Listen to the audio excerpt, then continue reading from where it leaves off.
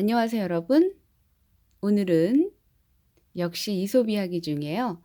허영심 많은 까마귀 이야기를 들고 왔습니다. 정말 아름답죠? 공작 깃털 이야기 들려드리겠습니다.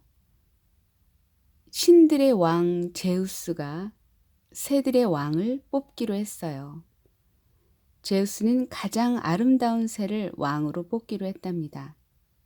새들은 제우스에게 아름답고 멋진 모습을 보여주기 위해 시냇가 2개 모였죠. 저마다 깃털을 씻고 부리로 다듬느라 바빴답니다. 다른 새들과 함께 있던 까마귀는 시커멓고 못난 자기 깃털로는 어림도 없다는 걸 깨달았죠. 그래서 다른 새들이 모두 갈 때까지 기다렸답니다. 새들이 떨어뜨린 화려한 깃털을 모아 꽂았죠. 그러자 다른 새들보다 훨씬 더 멋져 보였답니다. 왕을 뽑는 날이 되자 새들은 제우스 앞에 모였죠. 제우스는 새들을 하나씩 모두 다 보고 나서 까마귀를 새들이 왕으로 뽑으려 했습니다. 그런데 그때 다른 새들이 달려들어서 까마귀가 꽂고 있던 깃털을 뽑아가 버렸죠. 결국 까마귀는 원래의 못생긴 모습으로 돌아오고 말았답니다. 이렇게 이야기는 끝나는데요. 여러분은 글쎄요, 까마귀, 못난 까마귀로 보이시나요? 저는 개인적으로 아마도 이솝이라는 이솝 그 시대의 특성상 이솝이 그때 당시에 노예였다고 하더라고요. 그리고 노예 중에서도 굉장히 똑똑하고 지혜로워서 많은 노예를 거느리는, 말하자면 귀족 출신의 사람들이 이솝을 자기 밑에 두고 싶어 했다는 이야기를 들었던 걸로 기억이 되는데요. 그러니까 이솝의 시각에서 봤을 때는 까마귀가 초라하고 볼품없어 보일 수 있을지 모르겠지만, 제가 볼 때는 요즘 같은 경우 여러분들도 우리나라 이렇게 거리를 걷다 보시면 까마귀들이 많이 날아다니고 많이 울고 그러거든요. 여러분도 아시다시피 까마귀는 일본의 길조예요. 왜 길조가 됐을까요?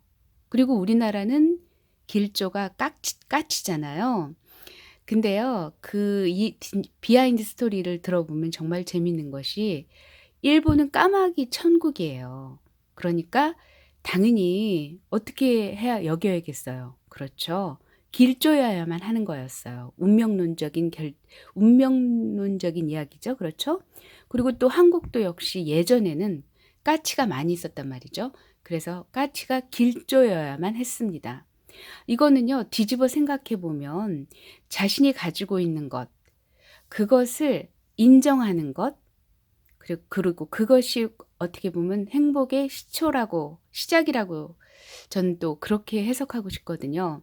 왜냐하면 여러분도 아시겠지만 인류학자분들, 문명을 연구하는 분들 있잖아요. 예를 들면 우리가 생각하는 아마존 사람들 되게 미개하고 되게 불쌍하게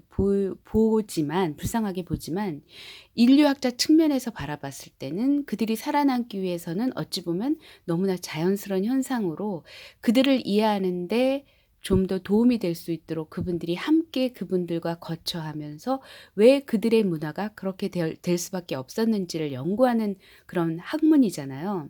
그 말인즉슨 다양성에 대한 인정, 그리고 다른 것에 대한 인정, 그리고 다른 것은 불편한 것이 아니고 어찌 보면 너무나 아름답고 특별할 수 있는 길이다. 뭐 이런 것도 될 수 있고요. 그래서 저는 그리고 이제 까마귀가 여러분도 아시겠지만 티벳에서는 영매 역할을 한다고 합니다. 인생이 여러분도 아시겠지만 죽음을 향해 달려가고 있고요. 그리고 그 시체를 이렇게 토막을 내는 작업도 스님이 하신다고 하시더라고요. 영이 이렇게 깨어있는 분들, 맑은 분들이. 그리고 그 나머지 그런 영매 역할, 즉 하늘로 보내는 새가 까마귀라고 하거든요. 영매예요, 영매. 티벳에서는. 그래서 저는 그래서 다양한 문화를 접하는 것, 그리고 문화의 충격을 느낄 수 있는 것, 물론 그것이 직접적으로 여행을 가는 것도 방법일 수 있지만요. 요즘처럼 코로나로 인해서 방콕, 방글라데시는 어찌 보면 필수적인 일이 돼 버렸는데요. 그럴 때일수록 사실은 그 인문학에 관련된 여러 책들을 같이 함께 생활 속에 스며들게 한다면 어떤 고정관념이라든가 내지는 색안경을 끼는 시각들이 조금은 벗어날 수 있는 계기가 되지 않을까 싶습니다. 그래서 이솝은 이렇게 까마귀를 흉측하다는 표현을 썼는데요.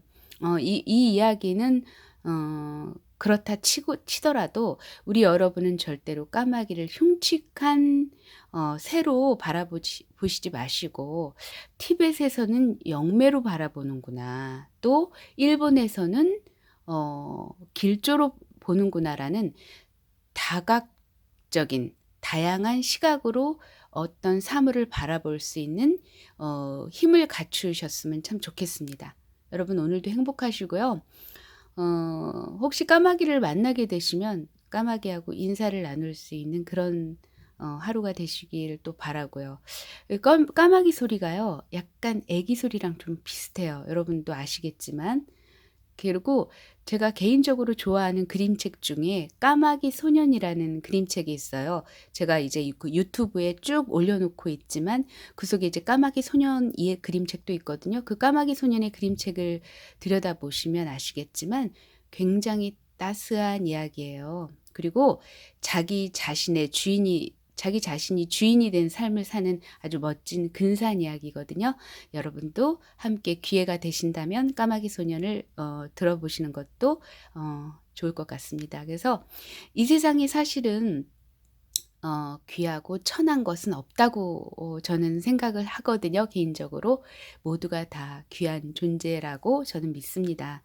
또 이것을 보는 여러분 또한 마찬가지고요. 저도 그렇고요. 그래서 이 세상의 모든 생명체들은 다 의미가 있다는 거 여러분 잊지 마시고요. 오늘도 의미 있는 하루를 위해서 활기찬 하루가 되시길 바랍니다. 여러분 사랑합니다. 감사합니다.